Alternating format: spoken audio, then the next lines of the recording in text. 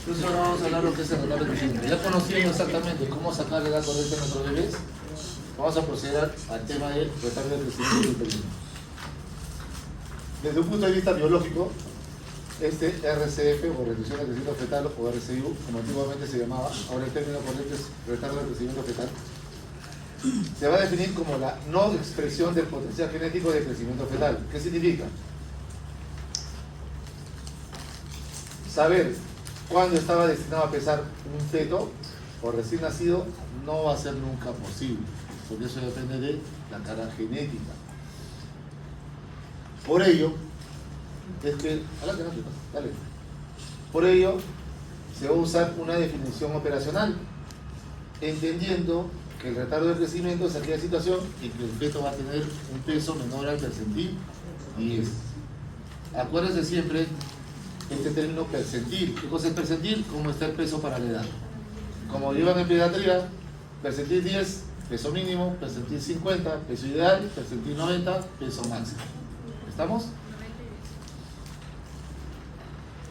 Siempre, cuando reciban ecografías, acostúmbrense a recibir ecografías de calidad.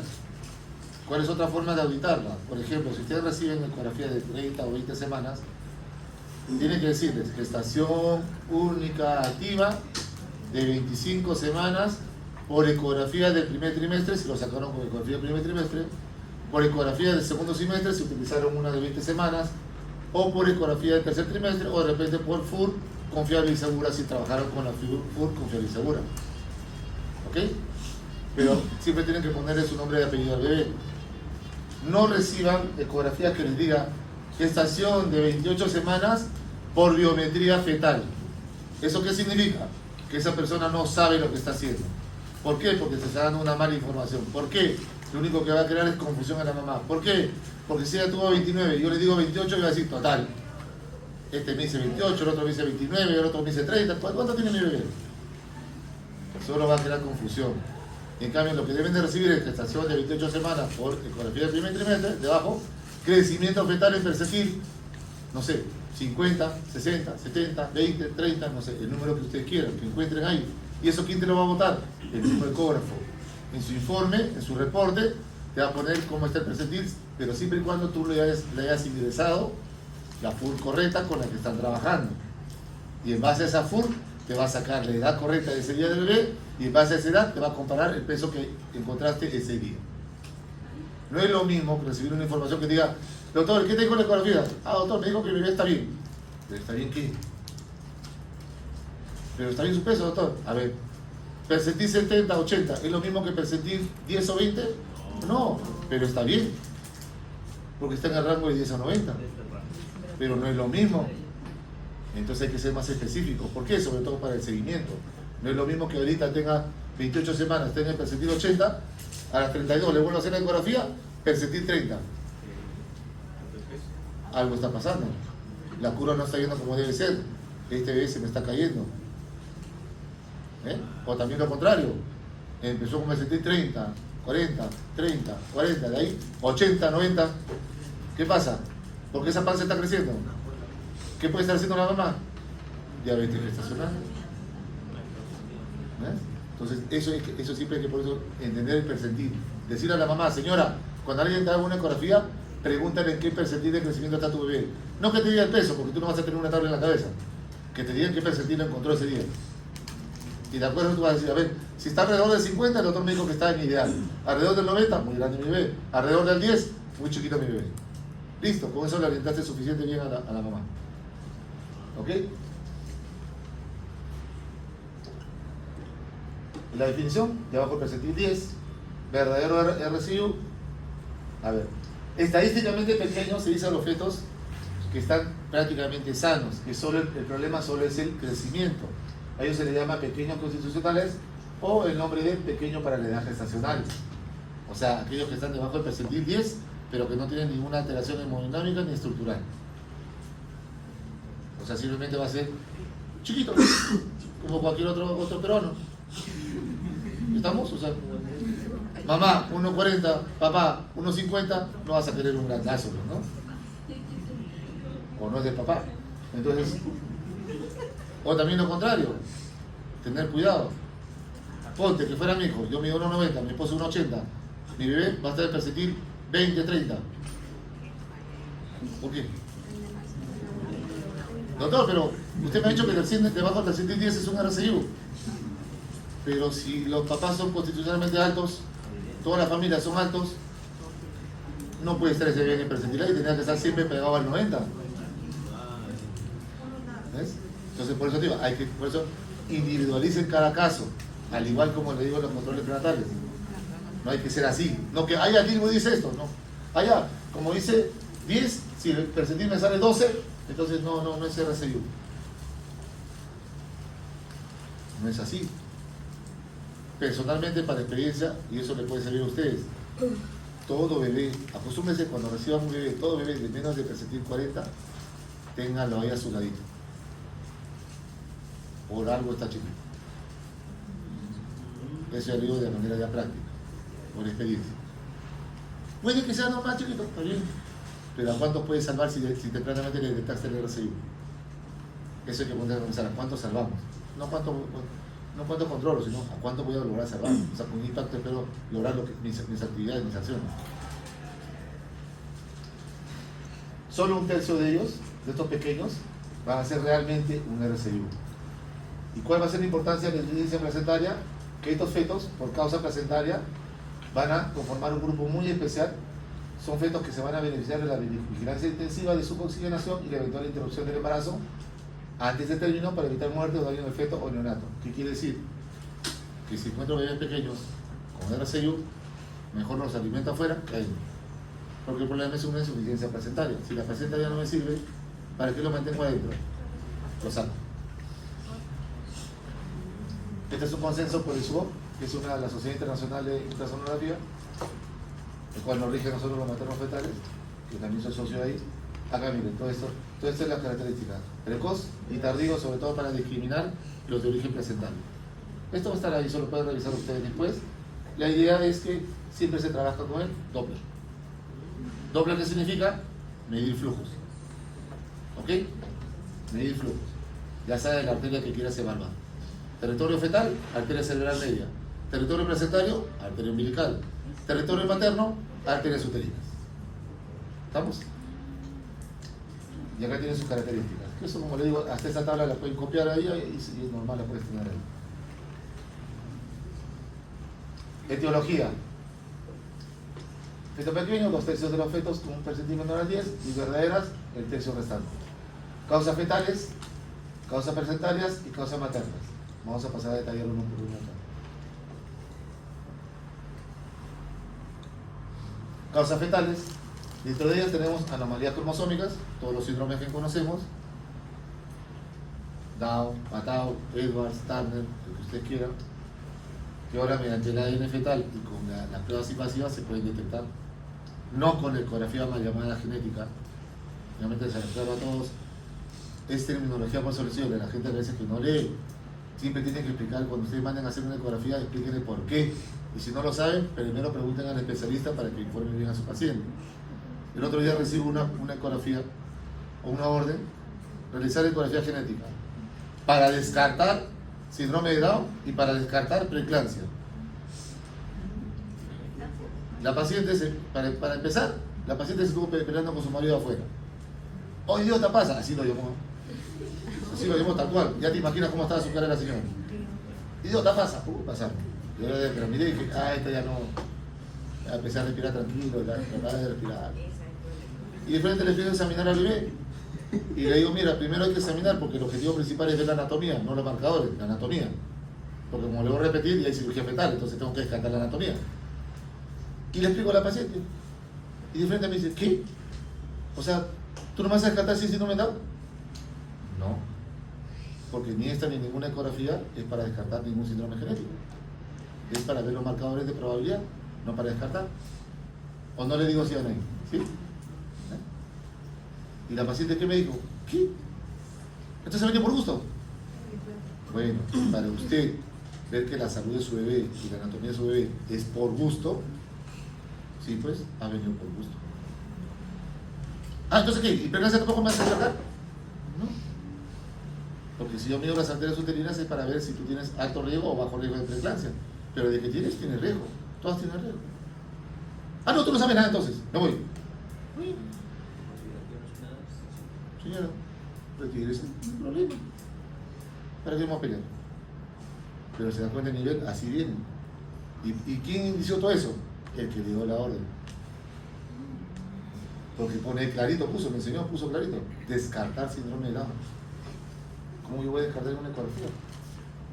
¿Ves? Entonces hay que tener bastante cuidado de eso. Malformaciones congénitas, como les explicaba, espina bífida, hernia diafragmática, onfalocele, gastrosquisis, infecciones por el torch, que esto es otra cosa que a veces en los controles prenatales, ¿quién pide en el primer control prenatal un descarte de torch? ¿Y no es importante? Sí, porque al igual como la insuficiencia, o sea, yo tengo que ver si realmente estuvo en contacto o no con alguno de esos virus. Si tiene un M es porque es agudo, si tiene un IgG ya tuvo contacto y es una crónica. Entonces me tranquilizo porque ya sé que no se va a infectar y se va a estar tranquilo. Pero es importante pedirlo, sí. Que la frecuencia no es alta, sí, pero fuera tu hija no le pides. ¿Cómo puedo sospechar de estas infecciones por tos? Con la presencia de calcificaciones cerebrales, esto es en la ecografía, microcefalia o ventriculomegalia, calcificaciones hepáticas, malformaciones cardíacas o hidros en inmune. Y en los casos de gestación múltiple, un 20-25% van a presentar siempre retardo de crecimiento fetal. En ese caso se llama restricción selectiva de crecimiento fetal. Porque es en uno de los fetos, pero es selectivo. Nunca es los dos, siempre es uno solo. Es un RCI selectivo. ¿Ah? En una de acá, sobre todo con quienes este porcentaje, como le dije hace un rato, en los monocoriales. ¿Por qué? Porque como te dije, tú tienes dos perros, le lanzas un plato de comida, ¿los dos van a comer igual? Así es. Siempre van a competir por comida y siempre va a haber uno más chiquito que el otro. Que hasta cierto punto puede ser tolerable, sí. Pero cuando ya el otro perro es más mosca y ya le quita todo al otro lo va a dejar de contra desnutrido. Esos son los RCIUs. Igualito, tal cual. El bebé compite por el territorio placentario, las anastomosis arterioarteriales o arteriovenosas van a ser mayores en el feto receptor, le va a quitar al donador. Y al donador lo va a dejar chiquitito. Lo va a desnutrir. Por eso es que embarazo, monocoriales, por eso es importante las ecografías, que ese es otro tema que algún día espero poder explicar a ustedes o los que gusten me contactan. Porque es bonito, o sea, no es simplemente hacer una ecografía para ver un bebé, es para examinarlo y indicar mucho el pronóstico. Por ejemplo, en los monocoriales son muy de alto riesgo y tienen sus propias complicaciones. Igual en la ecografía, por eso le digo, para llamada genética, tienes que examinar completamente ese bebé, examinarlo por completo. Entonces tú vas a evaluarle la anatomía y al evaluar la anatomía tú puedes descartar todas las patologías habidas y por haber. Y ya por eso la morfológica ya pasó a segundo plano. La más importante es la genética o mal llamada genética, que esa es la única que nunca debería faltar en un embarazo. Esa al menos, y siempre hecha por un médico fetal, nunca por otra persona. Nunca. Causas placentarias, obviamente la insuficiencia placentaria. ¿Por qué? Por la nutrición y por el lipoxemia o lipoxia, ¿no? En una placentación defectuosa, o sea, por la implantación misma de las arterias espirales, en el que el trofiblasto no invade normalmente las arterias espirales, sino logra generar arterias espirales, rama de quién es.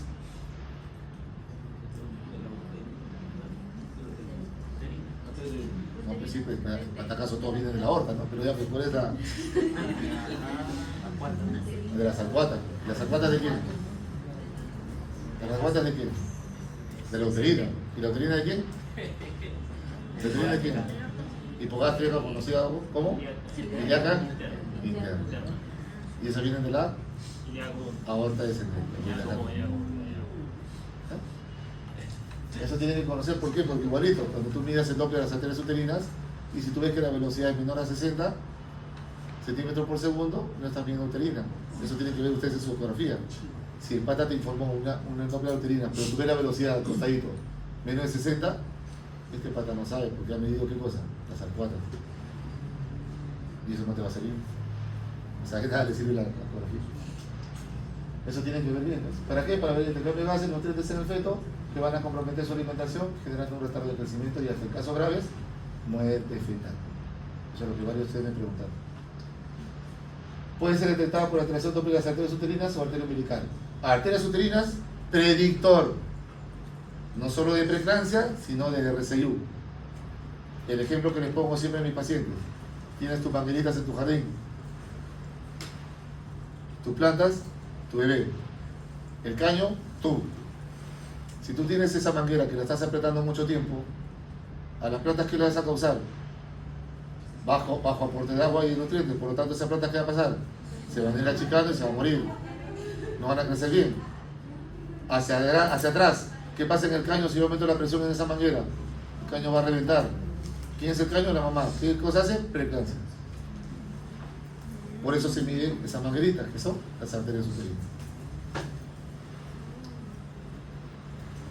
Pero la arteria umbilical es la que estrictamente te va a decir a ti el bienestar de la placenta.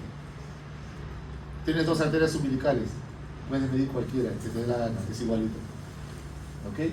¿Por qué?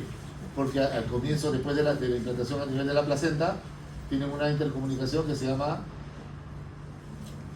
Shanks o comunicación de Würstel. La de Würstel es un puentecito entre las dos arterias que equipara las dos presiones. Por eso es que es indiferente medir una u otra. Ecográficamente hablando, vamos a encontrar, clínicamente, el retardo con presentación tardía, ausencia de malformaciones, feto asimétrico, enflaquecido, o sea, con la casita chiquita, asociado a ligamios y aumento de la resistencia doble de las uterinas. Y el arteria umbilical para ver el pronóstico. Causas placentarias, el síndrome de arteria umbilical única, por eso siempre es importante revisar que tenga sus dos arterias y su vena, o sea, que tengan los tres vasitos, y en los casos de inyección velamentosa, porque va a haber menor flujo sanguíneo. Causas maternas, como lo mencioné anteriormente, la hipertensión crónica, diabetes, insuficiencia renal, enfermedades maternas consultivas, o sea, por baja nutrición, desnutrición y bajo peso materno, sustancias tóxicas como antineoplásicos, propranolol, fenitoína, o el uso de tabaco, alcohol, drogas, sobre todo el alcohol.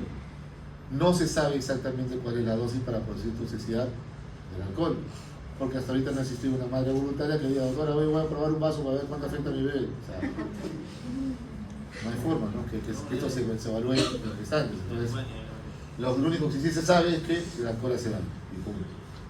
Doctor, ¿puedo tomar aunque sea una copita, bien cumpleaños? Pero doctor, no, nada, ni una gota. Tóxicos ambientales, malformaciones uterinas, como por ejemplo el útero doble, que obviamente que por el espacio va a evitar de que crezca correctamente un bebé, o trastornos inmunológicos o trastornos de la coagulación. Estos son algunos tipos de clasificaciones que en realidad esta de severidad no se utiliza.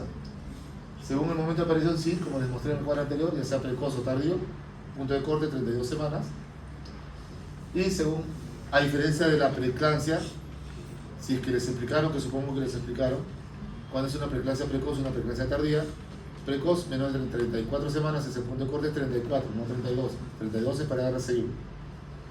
Punto de corte para preeclampsia 34, entre precoz y tardío. Y según las proporciones comprometidas, simétrico, cuando el RCIU es temprano, que gracias a Dios es el menor porcentaje, el bebé va a ser chiquito pero proporcionado. Pero en cambio, cuando es tardío, que es la mayor proporción, el tipo 2, asimétrico, sobre todo nivel la pancita va a ser la que va a estar bien disminuida. O la circunferencia abdominal. Las complicaciones de modo agudo, tenemos asfixia perinatal, hipoglucemia, hipocalcemia, hipotemia, polisistemia, trastorno de coagulación, hemorragia pulmonar cerebral, enterocolitis necrotizante. Esos son temas de conceptos. A mediano plazo, o sea, las secuelas que vas a encontrar: parálisis cerebral, convulsiones, retardo mental, retardo de aprendizaje. Retardo mental, retardo de aprendizaje. mientras más demore la hipoxia, mientras más afecte esa hipoxia, mayor va a ser el daño neurológico producido en el pobre bebé. Esa es una de las complicaciones de los RCIUs. Por eso nuevamente lo repito, cuán importante es sacar la edad correcta del bebé para poder hacer el diagnóstico correcto. Muchos bebés se siguen vomitando porque siguen trabajando al champazo a la antigua, trabajando solo con FUR, y más aún cuando la mamá es irregular, porque siguen trabajando así. En las postas siguen utilizando esa tontería de gestograma, lo cual está prohibido. Ya les dije, eso no se debe usar, tiene mucho margen de error. Eso usa para jugar con sus hijos, sus sobrinos, con sus animales, pero no para utilizarlo con la gestante. Tiene margen de error tremendo, y eso no es broma, y esos días de diferencia de margen de error influyen bastante en la toma de decisiones en el bebé. Así que no lo usen. ¿Es tu papá? No, para nada. ¿Sí? Ya, entonces, eso. Está delante tuyo, no me dice nada. No está el mejor ángulo, está una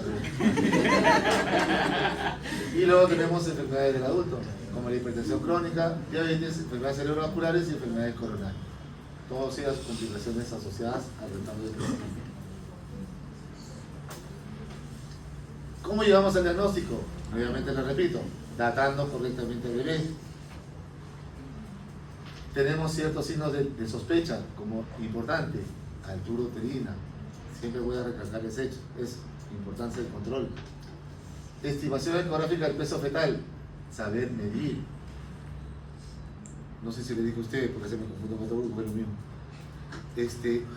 Todo objeto en una ecografía, cuando ustedes ahorita en una ecografía las fotos, todo objeto que se quiera medir o evaluar en una ecografía debe de ocupar, primero que debe estar centrado, segundo que debe de ocupar mínimo las 3/4 partes de la pantalla completa. Si ustedes reciben una ecografía de esos sinvergüenzas que ponen 4 fotos en una, no sabe lo que está haciendo. Y con mucho más razón, esas 4, encima de la de esto está pregunta, chiquito. ¿Entiendes? O sea, no, en medicina fetal no somos negociantes, no escatimamos en nada, se tiene que evaluar como tiene que evaluar. Ya les dije antes, si yo no agrando bien mi imagen del bebé, ¿cómo sé exactamente dónde termina la cabecita, dónde empieza la colita? ¿Cómo sé? Voy a trabajar a champazo y eso me puede variar 1 o 2 días. Influye bastante. ¿Ok? Estamos trabajando con ponderado fetal. ¿Qué significa? Yo no estoy poniendo una balanza dentro de la barriga de la mamá. Es un peso aproximado. ¿Estamos? En base a mis medidas. En base a la cabeza, brazos, pierna y barriga. Y el margen de error siempre va a ser un 10%. ¿Qué quiere decir? Si yo le digo que hoy día pesa 3 kilos, puede que esté 2.700 hasta 3.300. Pero no más. Y esa diferencia puede existir intraobservador, porque si yo mismo le mido otra vez a la mamá, no me va a salir igual. Porque de repente ese bebé ya cambió de posición, o de repente ese bebé está respirando, o de repente ese bebé puede tener algún otro tipo de informaciones que me puede hacer variar esa medida. Y tampoco va a ser igual interobservador. Él no va a medir igual que yo. Nunca. Por eso, pero esa diferencia de peso nunca debe ser mayor al 10%. Nunca. Porque si no, significa que uno de los dos está mal. Y yo no. Acá tienes un diagnóstico etiológico. En resumen, causa fetal para requerir un diagnóstico preciso. Poliinsuficiencia placentaria, manejo intensivo, porque eso va a ser lo de mayor gravedad en base a todos estos criterios. Y en el caso que me salga todo normal, va a ser simplemente un PEG. O sea, un pequeñito, pero sano. Que solo va a merecer seguimiento, manejo observador, sin hacer absolutamente nada. Pero siempre utilizando ¿qué? El Doppler, por eso digo, siempre utilizando el Doppler. Esta tablita, si ustedes deberían tener en sus celulares todo, porque esto te va a servir toda tu vida. Los diagnósticos de retardo de crecimiento, cómo lo hayas ese diagnóstico, en base al Doppler, qué seguimiento le vas a hacer, de acuerdo a lo que encuentres, el momento de la interrupción y la vía del parto. ¿Ok? Solo tienes 2 vías, se supone, ¿no? Vaginal, necesario. Y el momento va a depender del estado de gravedad del bebé. Si se dan cuenta, mira, va bajando. Porque esto habla de gravedad. más grave, lo termino cuanto antes. Porque acá yo ya tengo que ver el Doppler, sobre todo del ductus venoso. Como le dije hace un rato, el ductus venoso, ¿qué te va a decir? Predecir muerte inminente. Si tienes un ducto venoso alterado, tienes solo máximo 48 horas a 72 horas como máximo para sacar ese bebé antes que se muera. Por eso haces el seguimiento con el Doppler, líquido amniótico, perfil físico y no estresante. Arteria umbilical, ya les dije, para determinar el daño de la placenta. Uterina como predictor. Arteria cerebral media para ver la oxigenación a nivel cerebral del bebé. Y en los casos de RH también de pasadita, la velocidad del pico sistólico de la arteria cerebral media te va a decir si hay anemia o no en el bebé. El índice cerebroplacentario, que es la comparación entre la cerebral media y la umbilical, que siempre debe ser mayor a 1. O sea, la cerebral media siempre debe ser mayor a la resistencia que hay en la umbilical. El ducto venoso para predecir muerte inminente, en caso se encuentre alterado. El volumen de líquido amniótico, sobre todo si tienes un oligohidramio, que ahorita voy a pasar a hablar rapidito. Perfil biofísico, que ya no se hace porque su sensibilidad es menor al del Doppler, pues hacemos más que todo el Doppler. Pero en el caso de que no puedas hacerlo, sigues utilizando el perfil físico. Y el tema estresante como prueba de bienestar fetal. Embarazo y vías de prolongación. Ok. Hablando de tiempo, actualmente ya se maneja solo como límite 41 semanas. Ya no se maneja como antes, que esperabas hasta las 42 semanas. Ahora es 41. ¿Estamos? En vías de prolongación, porque es entre las 41 y 42, embarazo prolongado mayor a 42 semanas. ¿Por qué ahora hemos optado por cortar a las 41 semanas? Porque el riesgo de muerte es muy alto pasada las 42 semanas. Muerte fetal. Términos utilizados actualmente en medicina fetal, usamos esos términos. No son comunes para el resto de ginecólogos, esto más que todo lo usamos nosotros los fetales. Término precoz, 37 a 38,6, término gestante entre 39 y 40,6, término tardío entre 41 y 41,6 y post-término 42, lo que es embarazo prolongado. ¿A qué se debe? A una quiescencia prolongada, falla de activación miometrial, a falla de estimulación miometral y a factores genéticos. Ahorita vamos a detallar. Nuevamente les digo, ¿por qué utilizamos el corte de 41 semanas? Porque a las 42 semanas va a aumentar al doble la mortalidad perinatal. Muerte fetal en útero, principal componente en este aumento de riesgo de mortalidad perinatal. Morbilidad neonatal va a aumentar en los recién nacidos producto de embarazo prolongado. ¿Qué quiere decir? Mientras más viejito, más riesgo de complicarse tiene este bebé. Hay dos tipos debido a una placenta que funciona adecuadamente y a una insuficiencia placentaria. En los casos de que la placenta funcione adecuadamente, o sea, estamos hablando de bebés simplemente macrosómicos, o sea, que todo va a estar normal, pero simplemente que son grandazos. Eso justo yo antes su pregunta de que por qué es el embarazo de macrosomía. Trabajo de parto, ¿qué puede causar? Trabajo de parto prolongados, el SP, distocia de hombros y sus complicaciones asociadas, y complicaciones metabólicas como una hipoglicemia y policitemia. Bebés con macrosomía, ¡ay, grandazo, pobrecito, qué bonito, está gordito! No, ese tiene un efecto memoria. Ese bebé corre muy alto riesgo de hacer diabetes en su etapa adulta. A estos bebés tienes que controlarlo bastante. Por eso todavía está más tranquilo. Insuficiencia placentaria. Vas a producir retardo de crecimiento por insuficiencia, oligohidramios y sus riesgos asociados, estado fetal no tranquilizador durante el trabajo de parto, síndrome, eso significa las desaceleraciones que vas a presentar, síndrome operativo meconial o el SALAM, y el síndrome paumodular fetal, que se caracteriza por piel delgada, fiable, que se desprende sola en un feto enflaquecido. ¿Cuáles son los riesgos maternos de un embarazo prolongado? Riesgo de injuria perineal, o sea, daño a nivel del periné, desgarros, por el riesgo del tamaño del bebé. Va a terminar en una cesárea y con sus complicaciones que puedan asociarse a ella. Y el embarazo prolongado va a ser de que la mamá se afecte, sobre todo en la parte psicoemocional y también inclusive en la parte hasta económica. ¿Cómo llegamos al diagnóstico? Ya les dije cómo se saca correctamente la edad, con ecografía precoz entre 8 y 10 semanas, ecografía de viabilidad y con una menorrea segura y confiable. ¿Ok? Importantísimo llevar a casa esto. El manejo, terminar el embarazo. Ya sea por arriba o ya sea por abajo, pero lo termino. ¿Cuándo? 41 semanas. Ese es mi punto de corte. no más. Antes se daba chance todavía, ahora no. 41 semanas, señora, viene a 7 de la mañana con tu paquete y todo porque te vas a hospitalizar. Si tiene condiciones, inducción.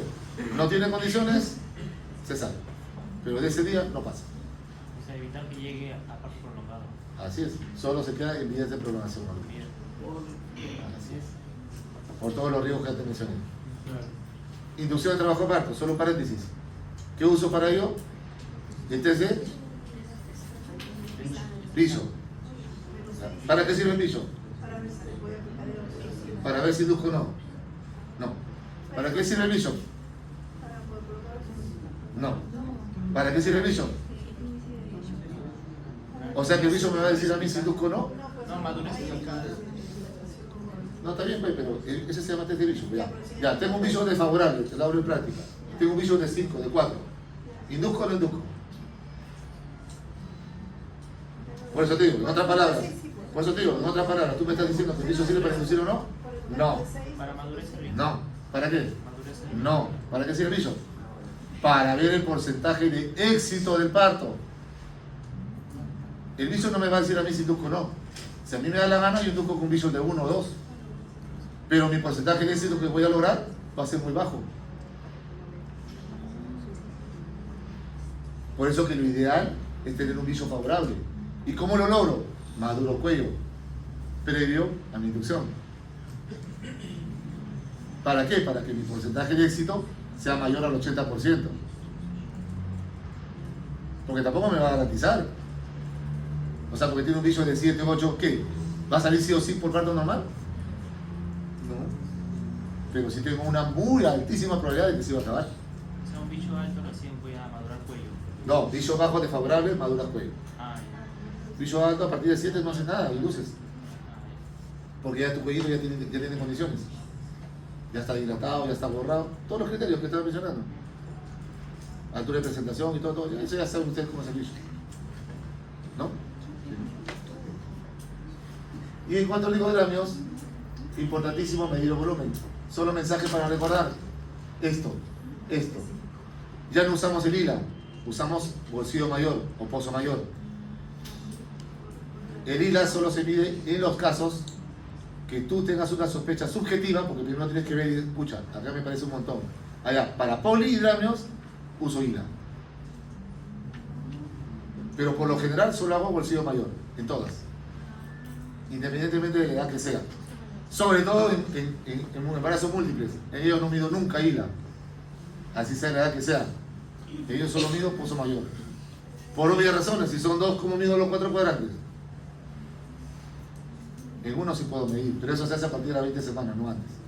Hila. Antes de las 20 solo por pozo mayor. De 2 a 8, en embarazos menos de 20 semanas, de 2 a 10 centímetros, embarazos de mayores a 20 semanas. Esto es lo que importa. Hila es la suma de los 4 cuadrantes, de 5 a 25, valores normales, menos de 5 oligo, más de 25 poli. Pero ya no se usa, salvo para poli. Esto se usa. ¿Por qué? Porque el bolsillo mayor o pozo mayor o máxima columna vertical es más específica, en cambio el hila es más sensibilidad. O sea, el hila es para el descarte de lo malo, perdón, de lo bueno, y para el bolsillo mayor para el descarte de lo malo. Por eso que utilizamos más el bolsillo mayor. Sobre todo en bajo riesgo, hila en alto riesgo como una poli. Oligo, ya no hay oligo leve, o es oligo severo de frente. No hay oligo leve. Oligo, pozo mayor menor de 2, severo menos de 1, o también llamado como anhidramio. ¿Ok? Puede ser de causa fetal, placentaria, materna, fetales, a la cabeza, RCU, embarazos prolongados o infección viral por citomegalovirus, o de origen renal. Placentario, RPM a la cabeza, maternos, ya sea por medicación. ¿Estamos? Ok. Esto es importantísimo. ¿Quién produce líquido? La orina y la secreción pulmonar. O sea, por arriba y por abajo, del bebé. Y una parte, la placenta. ¿Quién absorbe ese líquido? Membrana y bebé, porque lo traga. ¿Ok? ¿Cuántas veces se recambia ese líquido? Ese volumen total de líquido, ¿cuántas veces se recambia al día? porque se recambia al día, o si no sabían, no es que tú quedas tónico todo el tiempo, no, no. Se recambia 3 veces al día.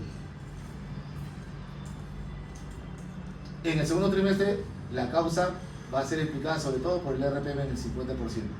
El residuo explica el 20%, malformaciones del 15% y 5 idiopáticos, o sea, no se va a saber la causa. Pronóstico va a ser de acuerdo a la severidad y de acuerdo a la gestacional. Debajo de 24 semanas, obviamente, un mal pronóstico, sobre todo por el riesgo que hay a hacer hipoplasia pulmonar o deformidades esqueléticas.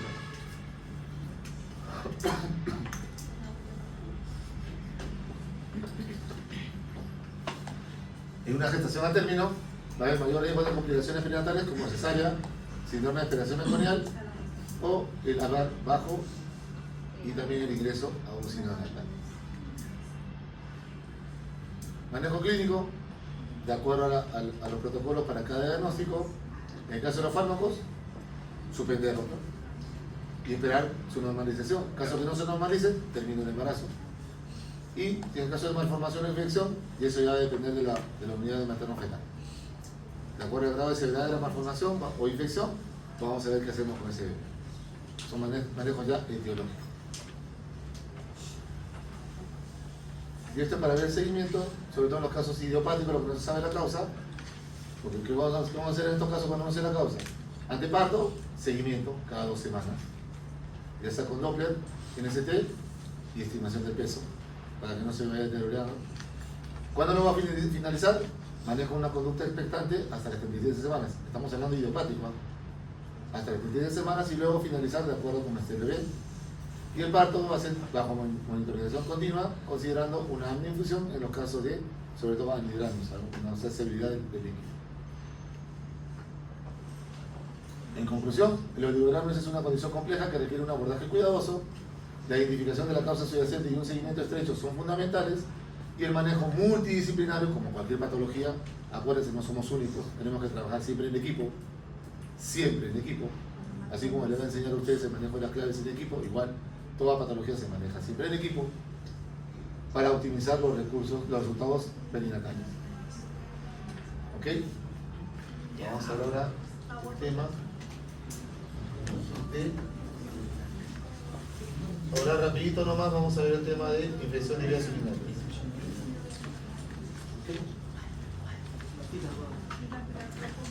Sí, acá vamos a ir al grano. Al grano, como dijo el dermatólogo. A ver. Entonces acá es facilito. Primer punto que deben acordarse, como le dije al inicio, siempre pedir urocultivo. ¿Ok? Examen de orina,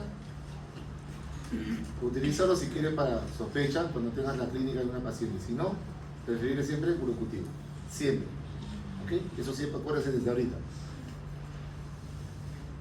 Existen 3 tipos de infección: la bacteriuria sintomática, baja, alta. Alta, ¿qué caracteriza? Fiebre y dolor lumbar, ¿no? Cuya percusión lumbar. Sin eso, no hay pilonefritis. Y todo el resto son las bajas y aquellas que no tienen ninguna molestia, asintomáticas. Urocultivo, para el caso de E. coli, más de 100.000. Para los otros gérmenes, basta con más de 80.000. Eso le va a servir. Y en el caso de que yo haga talla vesical, basta una unidad formadora de colonia positiva. Porque se supone que es talla vesical, se supone que estoy haciendo directo. Frecuencia es muy frecuente por temas no solo físicos, sino también por temas hormonales y hasta inmunológicos. De acá, resumen, siempre todo va a llegar a ¿qué? A urocultivo. ¿Ok? Todos siempre se van a complicar, por eso es interesante esto. Miren porcentajes. ¿Cuántos se van a llegar a hospitalización? 10%. O sea, ¿qué significa? Casi todos, un 10% van a llegar a ser sepsis. O pueden llegar a sepsis. Por eso es importantísimo, sobre todo esto. Y esto solo se detecta mediante urocultivo.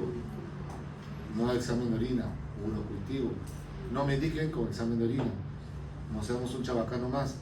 Somos gente pensante. Es como una prueba de embarazo. ¿Tienes una prueba de embarazo? ¿Es 100% seguro de embarazo? una prueba de sangre, ¿es 100% segura? Un beta-HCG cuantitativo, ¿es 100% seguro? No. ¿Cuál es el diagnóstico de certeza? ¿Cómo lo hago? Ecografía, porque tengo que ver el signo de embarazo. Igual es en esto. El examen de orina es una sospecha. Tengo que ver a quién, al germen. Y la única forma de ver al germen, ¿qué es? Por un cultivo. ¿Ok? Acá están todos los cambios que van a ocurrir, por el cual pueden producir aumentar el riesgo de infección urinaria.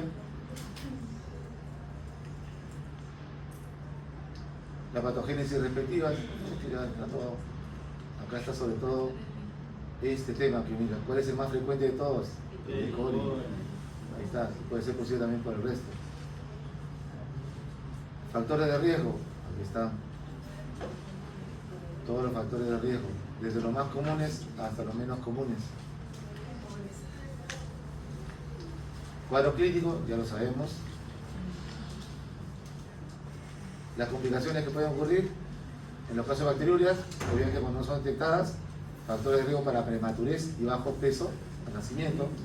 En los casos de pielonefritis, obviamente, ¿cuál va a ser la complicación? Más que todo, inflamaciones sistémicas, el sepsis, que lo cual puede provocar contracciones y amenaza de parto prematuro, o la pielonefritis que te puede llevar a un shock séptico, difusión renal transitoria y abscesos perinefríticos. Las complicaciones maternas, sobre todo en los casos de pielonefritis no tratadas. Acá va a ser el problema. Hay un 40% reportado de muertes maternas por pielonefritis no tratadas.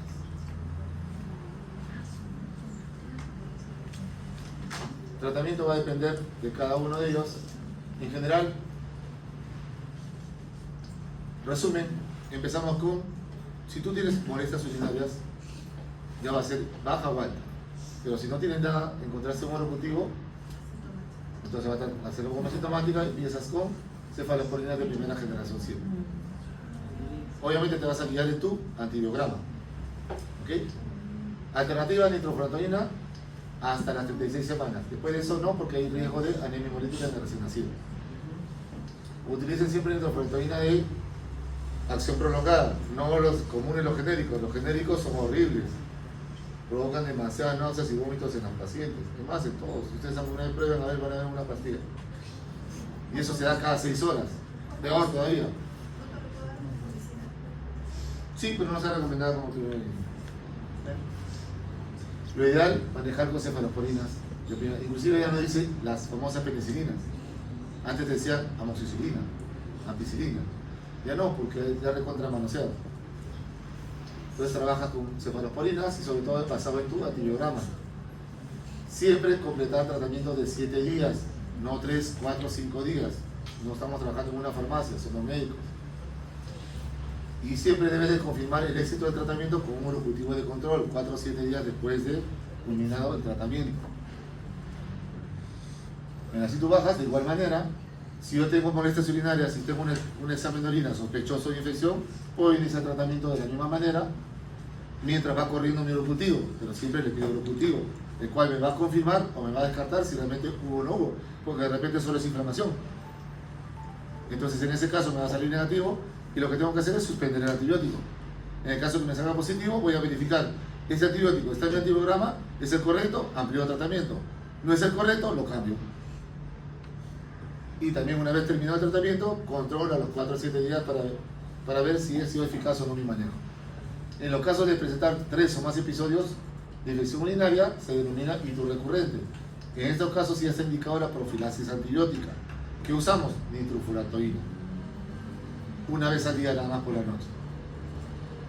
O la otra opción es el cefadroxil, que también está reportado. Pero siempre manejamos nosotros generalmente la misma. Esto manejamos. Pero como les vuelvo a repetir, las que tengan cobertura, o sea, la de acción prolongada. Si no, la paciente lo va a dejar, no lo va a tomar. Acá está el nitro, ¿por qué no se administra? Por el riesgo de anemia hemolítica de recién nacido. Sobre todo en personas con déficit de la enzima glucosa 6 fosfodiesterasa. Esa es la explicación. En la caso de pielonefritis, manejo hospitalario, tratamiento endovenoso, sobre todo los 3 primeros días. Siempre se le da de alta 48 horas sin fiebre. Doctor, 5 días con fiebre, mañana se va. No, se puede pasar mañana siempre y cuando ya no presente fiebre. Pasada 48 o 72 horas sin fiebre, recién se da de alta. Y una vez dada de alta, se complementa con tratamiento bioral. Empezamos con endovenoso y complementamos con bioral. Hasta completar por lo menos unos 10 a 14 días en los casos de piel.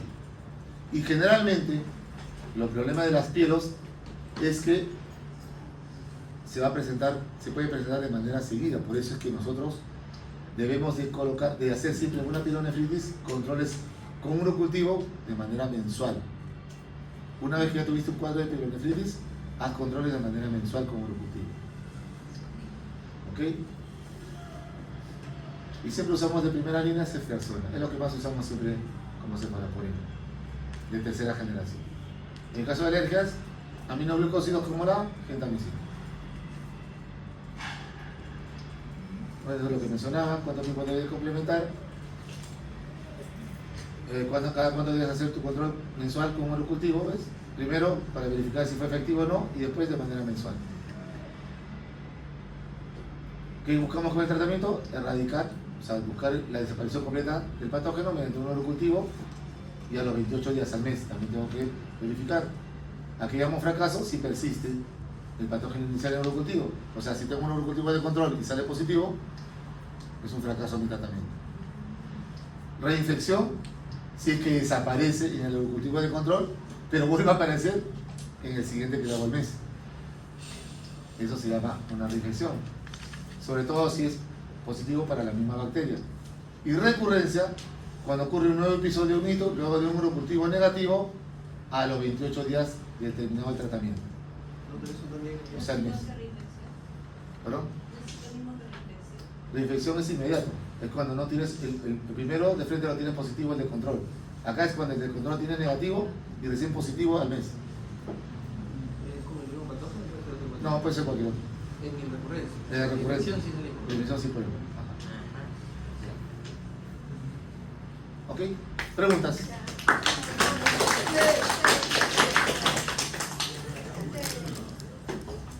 ¿Todo claro? ¿Está su número de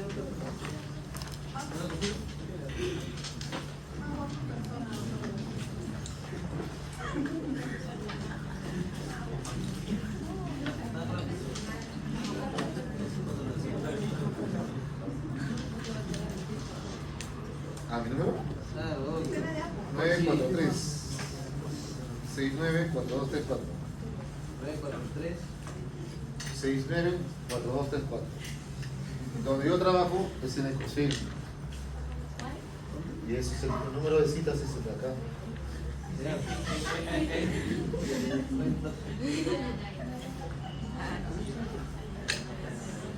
Lo que quiero que quede bien clarito con ustedes es ese tema, como yo siempre digo a todos. O sea, yo siempre respeto bastante la ética. Yo nunca soy de mandar a mis pacientes o a una paciente, anda conmigo. No. Eso no se hace, eso también le va a servir a ustedes, ¿no? Nunca hagan eso. La paciente tiene la libertad de elegir donde ella quiera, pero tú tienes que aconsejarle quién la tiene que ver, en el sentido de que solo debe ser siempre un especialista. ¿Ok? Médicos fetales somos un montón, no soy el único. Entonces, pero la idea es que siempre a las gestantes al menos, y esas ecografías especializadas, se debe siempre por un especialista. Y la ecografía debe ser hecha de manera mensual. Mensual, eso es lo ideal, mensual. La única manera de examinar a un bebé es la ecografía. En el control prenatal, muchas obstetras hasta ahorita siguen estafando a la pobre paciente porque le dicen, tu bebé está bien. No, solo han escuchado si está vivo o muerto. Porque solo le han escuchado los latidos. Pero a pesar de eso son tan sinvergüenza que le dicen, tu bebé está bien. Y lo peor, esa paciente cuando va a su casa y le dice a su hermana, a su mamá, a su amiga, le dice, oye, hazte la ecografía. No, ¿para qué? Si la doctora me ha dicho que mi bebé está bien. Entonces tengan cuidado por eso cuando ustedes se expresen ante un paciente, hagan entender bien lo que quieren decir. Entonces tienen que hablar con propiedad. La única manera de examinar es la ecografía. No hay otra forma. No hay otra forma. Y esas ecografías tienen sus tiempos, sus momentos adecuados. Ah, el letrero dice genética de 11 a 14. No, ideal se hace a las 13. Morfológica dice que se hace 18 a 24, doctor. No, ideal 22 a 24. Las de crecimiento sí tienen edades específicas. 28 semanas, 32 semanas, 36 semanas. Esas son las ecografías que antiguamente le decíamos ecografías Doppler. Ya no se llaman Doppler, Porque eso también crea confusión. Porque en la genética ponemos ecografía genética Doppler, usamos el Doppler. Entonces la mamá va a decir después, ¿para qué me está mandando una Doppler si yo ya tengo? Es muy distinto. ¿Ves? Por eso se le llama ecografía de crecimiento, así le llamamos nosotros. Ecografía de viabilidad, ecografía mal llamada genética o de tamizaje, ecografía morfológica y ecografía de crecimiento. Esas son las ecografías que hacemos los médicos fetales. Y cada uno tiene su momento y su indicación específica. Como le dije a algunos de ustedes, cuando manden alguna orden, sea para lo que sea, no solo para ecografía, sea para lo que sea, acostúmbrense a poner para qué están mandando. No sea mucha bacana más, que manden por algo específico. Demuestre que saben. ¿Me entienden? O sea, porque yo cuando recibo una orden, digo, tal cosa. Y yo le pregunto, ¿y para qué? No sé. Y entonces me mandó. Ya ustedes tienen que, sin necesidad de ser especialistas, tienen que saber sobre todo las ecografías para saber cómo le vas a mandar y qué le vas a explicar al paciente. Porque si tú no le explicas bien al paciente, le dices simplemente, señora, te toca ecografía genética, ganaste. Va a averiguar el precio y va a decir, ¿qué? ¿Voy a gastar 400 soles? ¿Voy a gastar 200 soles? ¿Voy a gastar 300 soles? Este está loco. Pero si entiende realmente la importancia de esa ecografía, va a hacer su esfuerzo y se lo va a hacer. O por último, mándela por el CIS, porque tienen un CIS y si les cubre.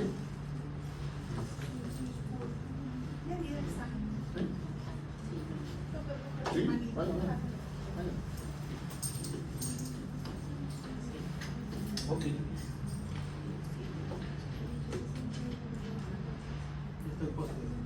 ¿Ya está?